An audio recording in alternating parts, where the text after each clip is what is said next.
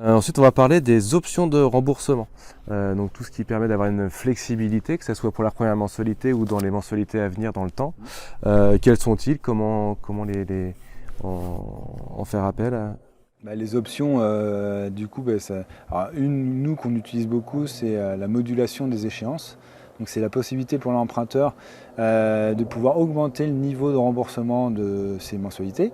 Donc on part sur 1000 et puis il suffit que vous ayez une augmentation de revenus. Vous dites tiens, je peux mettre un peu plus dans mon prêt, je peux mettre 1200 euros. Et là c'est possible. Forcément vous allez réduire la durée du crédit et donc réduire le coût du prêt. Donc c'est ça l'avantage premier, ça va vous faire gagner beaucoup plus d'argent qu'un taux baissé ou autre chose. Ça c'est vraiment c'est super sympa.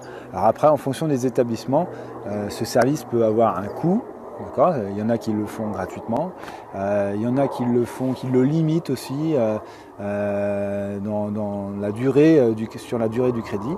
Donc ça, il faut regarder. Donc c'était 9 fois Voilà. dans la durée du crédit avec une durée de 2 ans entre deux. Voilà. Donc il y a des petites conditions. Moi je suis dans un établissement, c'est assez souple.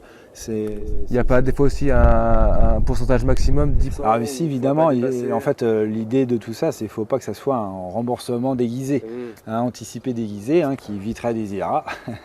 Et donc souvent c'est limité à 20-30% de la mensualité que vous avez. D'accord, ça ne peut pas aller au-delà. Alors vous pouvez passer de 1000 à 1200. Il faut savoir que si vous reste 15 ans, ça va avoir même 20 euros, 50 euros, ça va avoir un impact hyper important et vous faire gagner de l'argent. On peut le faire à plusieurs reprises sur la durée du prêt. Alors vous êtes à 1000, vous pouvez passer à 1200, vous pouvez passer à 1300, vous pouvez revenir à l'échéance de base des 1000 euros.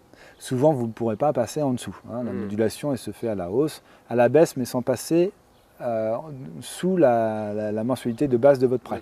Il faut avoir déjà fait une augmentation pour pouvoir réduire. On ne peut pas à 1000 euros, au bout de 2 ans, on a un petit passage financier difficile, on ne peut pas dire est-ce qu'on peut être à 800 euros le temps de... En fait, souvent la modulation, il ne faut pas que ça rajoute de la durée sur le prêt. Ouais. Parce que derrière, on a parlé tout à l'heure de la garantie, on a une garantie qui fonctionne sur une certaine durée.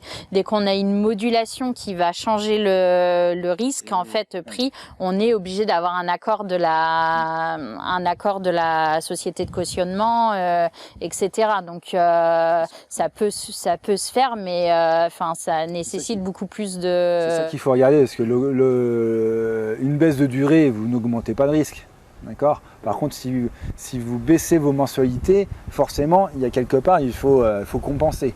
Donc souvent, si je baisse mes mensualités, pour compenser, je vais allonger la durée. D'accord. Donc là, vous augmentez les risques. Donc là, ça va être une autre option, ça. D'accord. Donc ça, c'est une autre option. On en parle, c'est l'allongement de la durée. D'accord. Donc ça, c'est possible aussi. Alors après, c'est pareil, il faut regarder dans les conditions du prêt, conditions tarifaires, si c'est un service qui est payant ou pas. Et donc par exemple, chez moi, là, vous pouvez augmenter la durée de votre prêt de 2 ans maximum. C'est un format qui a été validé par la société de cautionnement, donc pas besoin de redemander un accord de la société de cautionnement. C'est validé pour eux, ils acceptent maximum 2 ans d'allongement de durée. Donc là, vous allez, j'allonge la durée, donc je vais baisser ma mensualité. D'accord. Donc ça, c'est possible. C'est sous condition aussi. Faut prouver qu'il y a une difficulté à un moment c'est pas juste parce que tiens, j'ai envie de payer un peu moins cher là maintenant mon prêt. Faut qu'il y ait eu, il y a eu un événement, qui fait qu'il y a un besoin d'allonger la durée du prêt parce que ça colle plus. Souvent, il y a eu un accident de la vie. C'est pas juste au bon vouloir. D'accord. Et une autre option, c'est aussi le report de mensualité. D'accord. Donc ça, c'est pareil, c'est soumis à conditions et acceptation de votre banque. Donc là, vous allez pouvoir reporter des mensualités de crédit. Donc c'est vrai que au vu de la période actuelle, c'est des choses qu'on a fait beaucoup avec nos professionnels pour les accompagner dans cette phase qui a été compliquée avec le Covid et tout, des restaurateurs qui avaient des prêts, même à titre privé, ils avaient des prêts, on avait des solutions pour reporter ces mensualités-là parce qu'ils avaient plus de rentrée. Hein. À titre privé, on l'a fait pour des gens qui ont du locatif saisonnier. Par exemple, effectivement, les revenus, si les gens peuvent pas venir en vacances, effectivement, les revenus et souvent les revenus dégagés des locations servaient à payer le prêt. Hein, donc là, on a fait effectivement sur ces gens-là des reports d'échéance. Voilà, reporter les mensualités, vous êtes limité, hein, souvent c'est soit 12 mois, souvent c'est 12 mois, non? Ouais, j'ai déjà vu 24 mois aussi. Ouais, voilà, 24 mois aussi. Donc là, c'est report total, ça peut être report partiel aussi. Non, vous avez plusieurs reports qui sont possibles.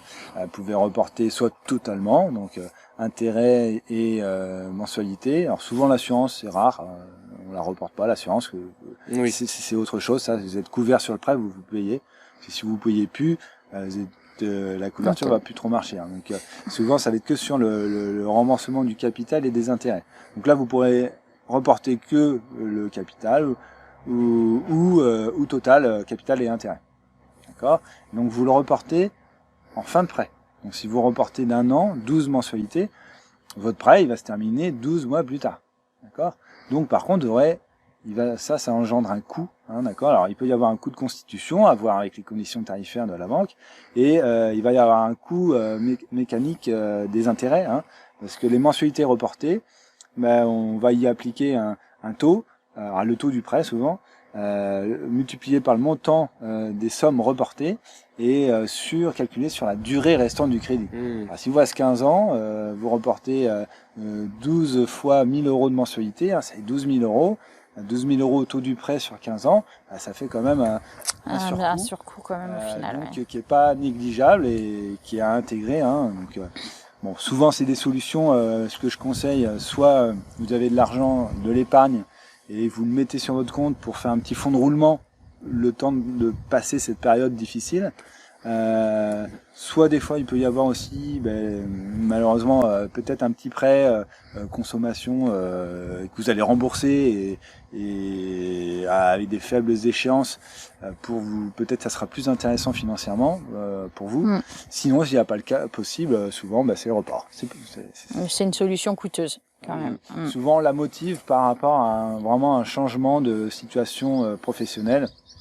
Dans le ménage, hein, souvent une orientation à une baisse de revenus dans le foyer qui va être importante et qu'il faut motiver. Hein, ça va être surtout pour ça. Et donc là, c'est possible.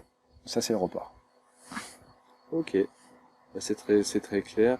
Le report, il peut avoir lieu aussi sur une durée très courte.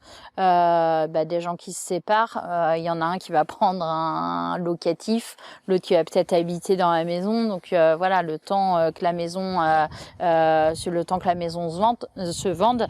Donc on a demandé un mandat de vente aussi, comme quoi la maison est bien mise en vente. Mais voilà, on peut faire des reports comme ça sur 6 mois, 1 an, le temps que la maison se vendent, ouais. Hein, ça, c'est des cas aussi de report.